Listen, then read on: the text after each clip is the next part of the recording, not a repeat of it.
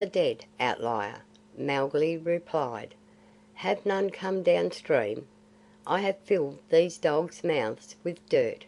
I have tricked them into broad daylight, and their leader lacks his tail. But here be some few for thee still. Whither shall I drive them?" "I will wait," said Won tolla. "The night is before me."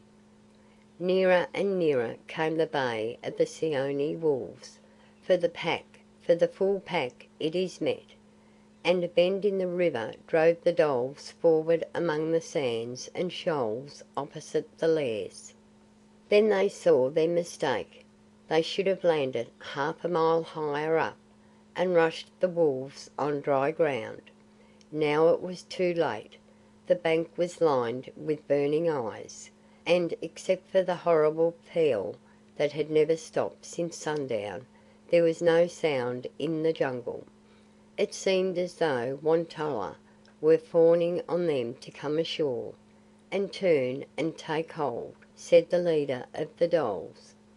The entire pack flung themselves at the shore, threshing and squattering through the shoal water, till the face of the Wanganga was all white and torn, and the great ripples went from side to side like bow waves from a boat.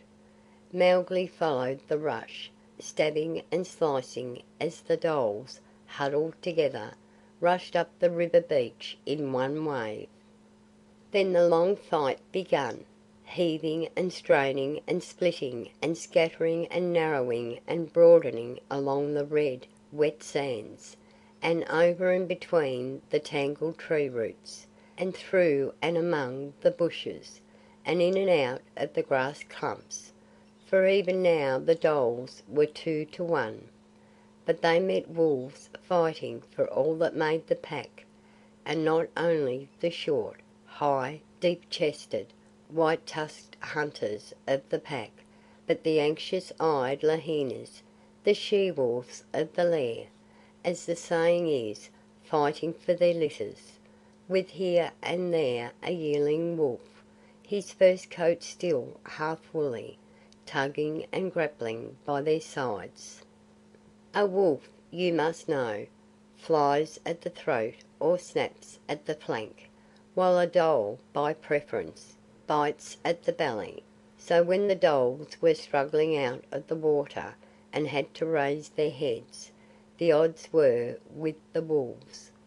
On dry land the wolves suffered, but in the water or ashore Mowgli's knife came and went without ceasing. The four had worried their way to his side. Grey Brother, crouched between the boy's knees, was protecting his stomach, while the others guarded his back and either side, or stood over him when the shock of a leaping, yelling dhole, who had thrown himself full on the steady blade, bore him down. For the rest, it was one tangled confusion, a locked and swaying mob that moved from right to left, and from left to right along the bank, and also ground round and round slowly on its own centre. Here would be a heaving mound, like a water blister in a whirlpool, which would break like a water blister, and throw up 4 or 5 mangled dogs, each striving to get back to the centre.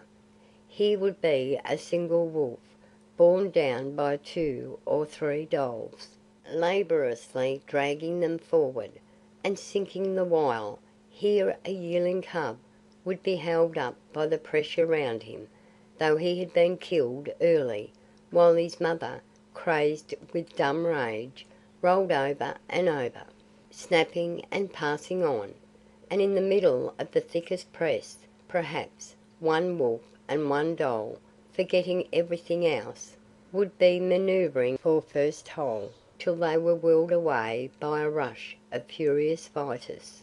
Once Mowgli passed Akela, a dhole on either flank, and his all but toothless jaws closed over the loins of a third, and once he saw Phao, his teeth set in the throat of a dhole, tugging the unwilling beast forward till the yearlings could finish him. But the bulk of the fight was blind flurry and smother in the dark. Hit, trip, and tumble, yelp, groan, and worry, worry, worry, round him and behind him and above him. As the night wore on, the quick, giddy go-round motion increased. The dholes were cowed and afraid to attack the stronger wolves, but did not yet dare to run away. Mowgli felt that the end was coming soon, and contented himself with striking merely to cripple. The yearlings were growing bolder. There was time now and again to breathe, and pass a word to a friend, and the mere flicker of the knife would sometimes turn a dog aside. "The meat is very near the bone," Grey Brother yelled. He was bleeding from a score of flesh wounds. "But the bone is yet to be cracked," said Mowgli. "Eewah! Thus do we do in the Jungle."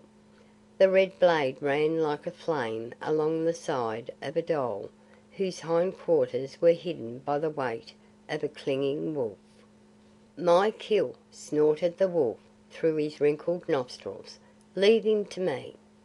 "Is thy stomach still empty, outlier?" said Mowgli. Won tolla was fearfully punished, but his grip had paralyzed the dhole, who could not turn round and reach him.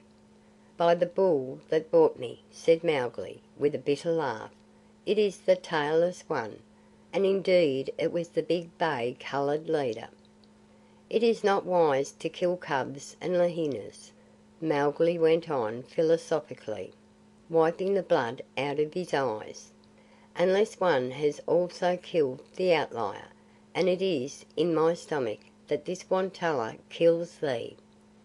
A dhole leaped to his leader's aid, but before his teeth had found Won tolla's flank, Mowgli's knife was in his throat, and Grey Brother took what was left. "And thus do we do in the Jungle," said Mowgli.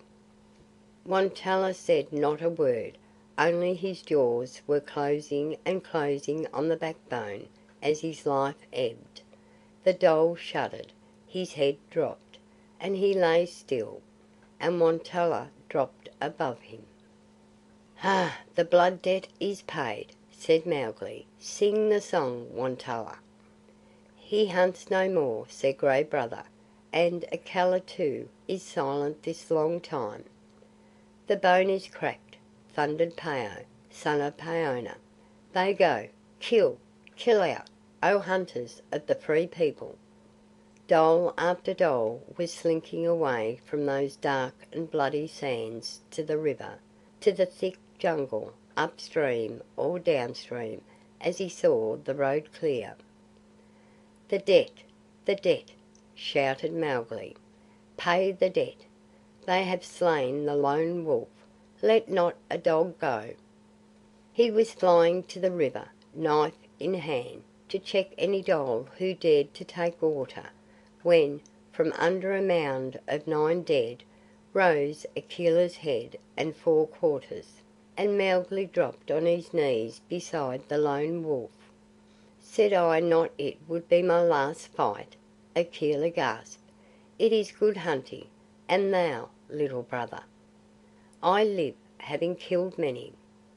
"Even so I die, and I would die by thee, Little Brother." Mowgli took the terrible scarred head on his knees, and put his arms round the torn neck. "It is long since the days of Shere Khan, and a man cub that rolled naked in the dust." "Nay, nay, I am a wolf. I am of one skin with the Free People," Mowgli cried. "It is no will of mine that I am a man."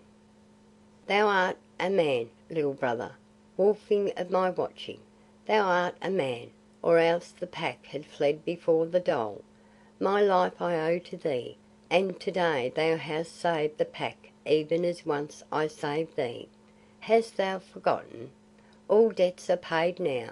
Go to thine own people. I tell thee again, eye of my eye, this hunting is ended. Go to thine own people." I will never go. I will hunt alone in the jungle."